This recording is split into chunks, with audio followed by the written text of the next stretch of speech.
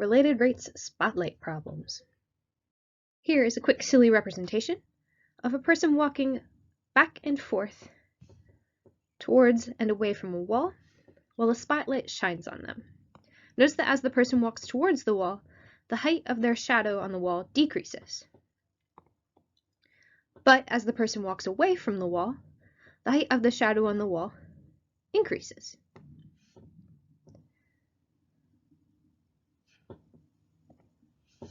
Also, if we pause this for a moment, notice the shape formed by the person, the wall, and that shadow and spotlight. So we have this overall big triangle formed between the spotlight and the wall.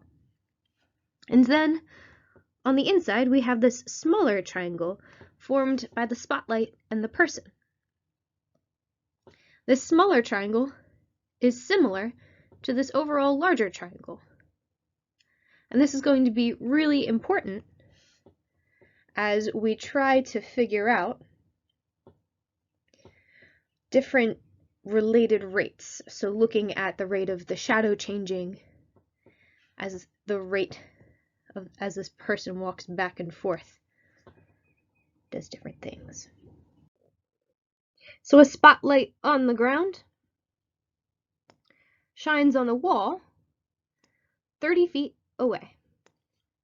If a 6-foot tall man walks from the spotlight toward the wall at a rate of 5 feet per second, how fast is his shadow on the wall decreasing when he is 10 feet from the wall? So how fast, that means we're talking about a rate. His shadow on the wall, and we're specifically looking at where it's decreasing, not just how it's changing. And he's 10 feet from the wall at that moment. So he's not always 10 feet from the wall, but that's the moment we're interested in. So let's draw a quick diagram. Just our variable diagram, so a picture to help us capture what's changing and what's always the same. So we have the ground, we have the wall. Let's draw a little spotlight. Looks more like a speaker or something, but that's a spotlight. And let's draw our 6-foot tall man.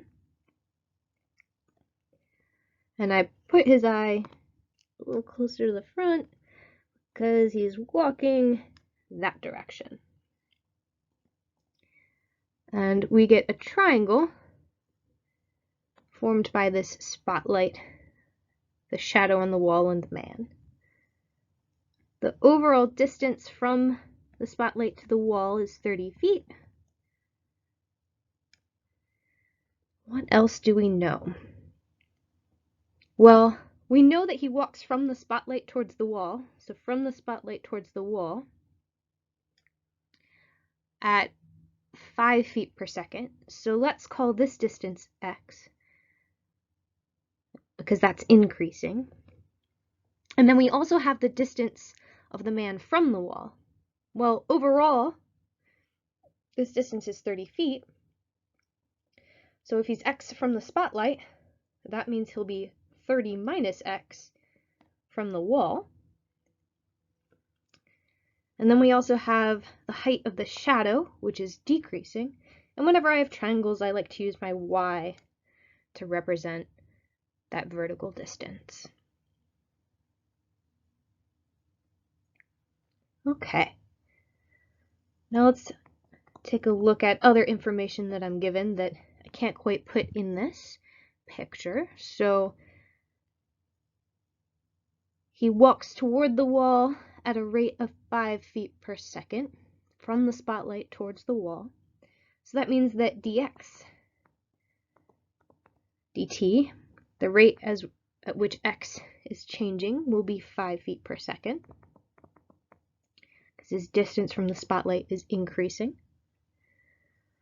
And before I write an equation, let's figure out the other variable that is related to this x. So how fast is his shadow on the wall decreasing? So the height of the shadow on the wall is y, so that means I need to find dy dt. I'm not sure what it is, but I need to find it at 10 feet from the wall. So actually I need a little more space. So the distance from the wall is that 30 minus x.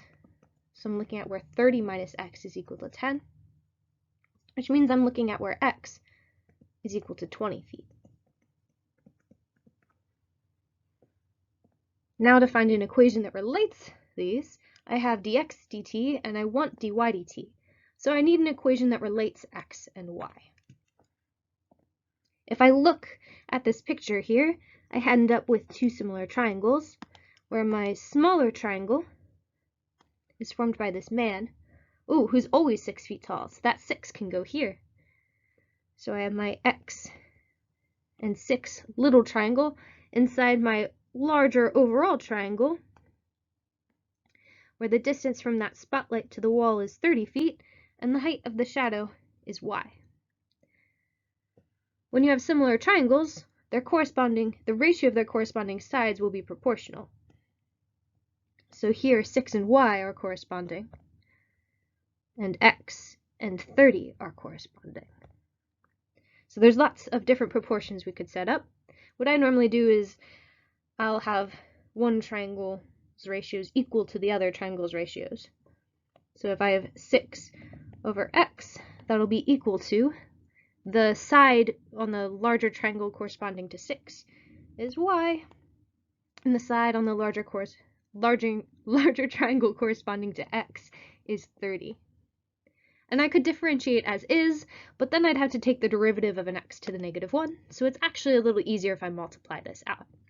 So I'll multiply both sides by 30 and by x, which will leave me with 180 is equal to xy.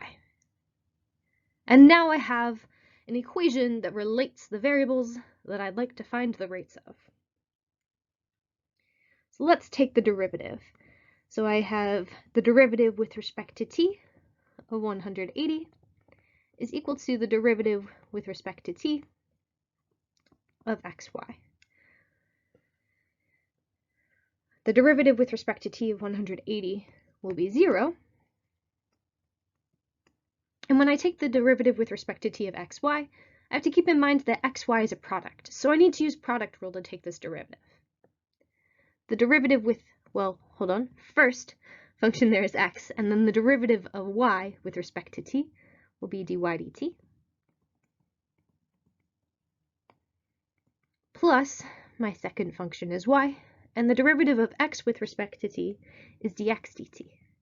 Be super careful because we're taking the derivative with respect to t, not with respect to x. And now I want to do a bit of substitution. So let's see, what information do we have? So we know dx dt is 5 feet per second. We know that x is 20 feet. We don't know y, and we're trying to find dy dt. So we'll need to figure out what y is in order to substitute it in. Luckily, we know that 180 is equal to xy. So that means if x is 20 in this moment, then y is equal to 180 over 20, which is 9. And that is not always true, but in the moment we're interested in, it is true. So we can substitute that in as well. So we have 0 is equal to x, which is 20, times dy dt, plus y, which is 9, times dx dt, which is 5. And then we can solve for dy dt. So we'll subtract 9 times 5 from both sides, and then divide by 20 in order to get dy dt. Our 5's will divide out, so we have 1 is left over from that 5, and then 20 divided by 5 is 4. So we have that dy dt is equal to negative 9/4 feet per second, because we have that x and y are measured in feet, and time is measured in seconds. So that's our dy dt. But then we just have to be careful, because our question is asking how fast the shadow on the wall is decreasing, which is more specific than just changing. So negative 9/4 feet per second, as our rate of change, tells us that it's decreasing at 9/4 feet per second. So if the question asks us how much it's decreasing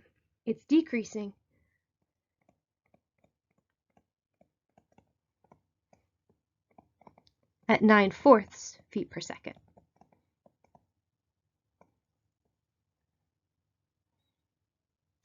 So if it asked for just how it's changing, you'd answer negative 9/4 feet per second is dy dt. But if it's more specific, like how, and tells us like how is it decreasing, you'll want to write just a little blurb that it's decreasing at 9/4 feet per second.